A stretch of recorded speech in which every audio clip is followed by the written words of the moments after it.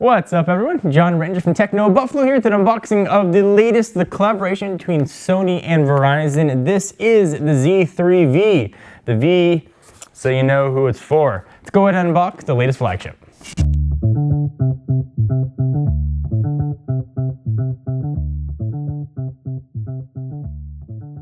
Alright, so here is the box for the Xperia Z3v sent to us from our friends at Sony.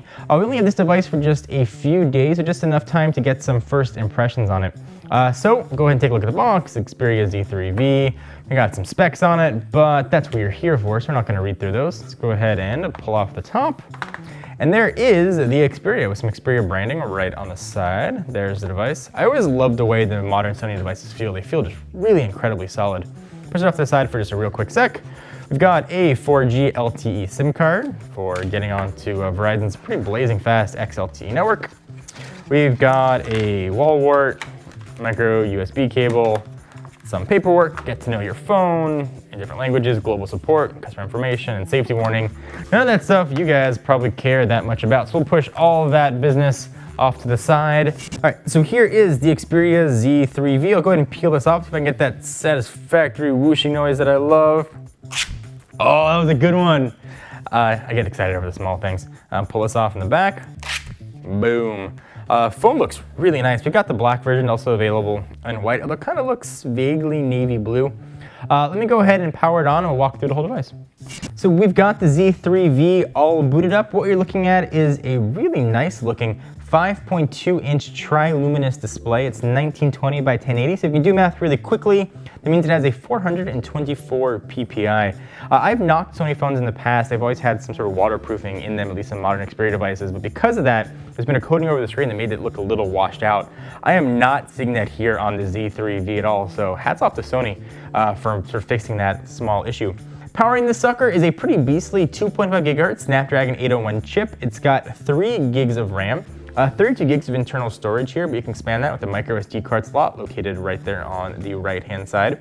It's IP68 waterproof and dust tight, which means it's going to get you about 4.9 feet of water for 30 minutes before it starts to leak or start doing bad things. But don't take it in water for more than 30 minutes, or any minutes.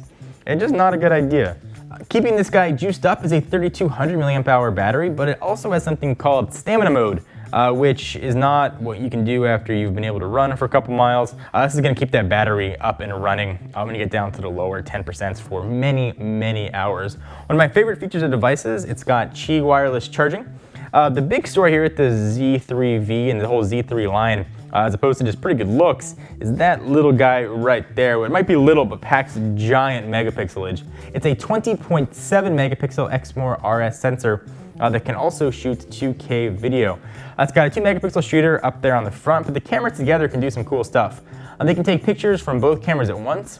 They can take pictures with sound, which kind of sounds like video, but the picture stays still. It's got PS4 remote play in it, so you can use it as sort of a second screen for playing games, similar to what you can do with the gamepad on the Wii U. Take a quick tour real fast. Sony's well known for that really pronounced power button on the right-hand side in the middle. It's here as well. Below it is a volume rocker up and down. The power button is really easy to find. On top of that, you've got your expandable storage in the form of micro SD.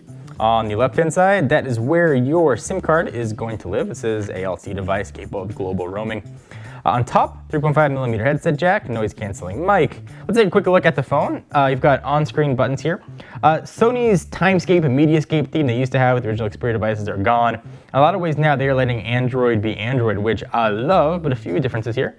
If you do that action, you get access to your widgets, apps, wallpapers, and themes. This is capable of being themed, which is kind of nice. It's being preloaded here with Verizon's new sort of Messaging Plus app.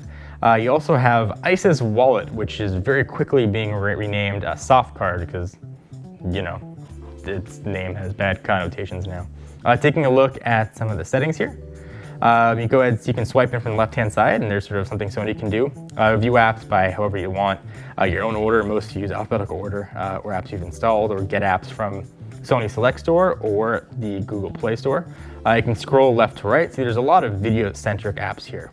Movie Creator is a really solid one. If you want to use Hangouts for messaging, you can do that. Because of Verizon phone, you get access to NFL Mobile, which is really cool. You can watch all the NFL games if you're a football fan. Some setup wizards and sort of Verizon Protect stuff. Visual voicemail is included, which I love. If you don't want to use Verizon's, there are a few other visual voicemail apps that are available on Google Play. I always use Umail, but there's a lot of others out there that will do very similar things. Continue sort of scrolling around here. A little bit of tweaks here when you pull down the notification shade, jump into quick settings, and of course notifications right there. But in a lot of ways, this is just Android being Android, which is kind of nice to see. You can go ahead and do a couple cool things here. If you go ahead and let's select the calculator, for example, it'll pull it up over the screen. You can go ahead and do your math, and then close it and be good to go. Oddly, those are accessed when you hit the multitasking button, so just be aware that those are there, and there's a whole bunch to choose from. They call them small apps. Go ahead and go home. I want to do a real quick size comparison so you can get a sense of how big or thin the Z3v is. Let's bring in the 5.5 inch. Here is the G3 by LG, again 5.2 inches here on the Z3v. And to bring in a bit of a larger phone, here is the iPhone 6 Plus. You can see what those look like side by side by side. If we go ahead and just make an Xperia Z sandwich, you can see what those look like. You can see the thinness or thickness of all three devices. So we'll go ahead and test this device for just a few days for as long as we have it and give some first impressions on the Sony Xperia Z3v. Anything you guys want to see in particular, be sure to let us know. Until next time, I'm John Ranger from Techno Buffalo. See you guys next video. Bye-bye. Thank you guys for watching. Hope you enjoyed. If you want to see more videos from folks who just love technology, hit the big subscribe button. And if you also want to see us play games, albeit sometimes horribly, check us out at twitch.tv/technobuffalo.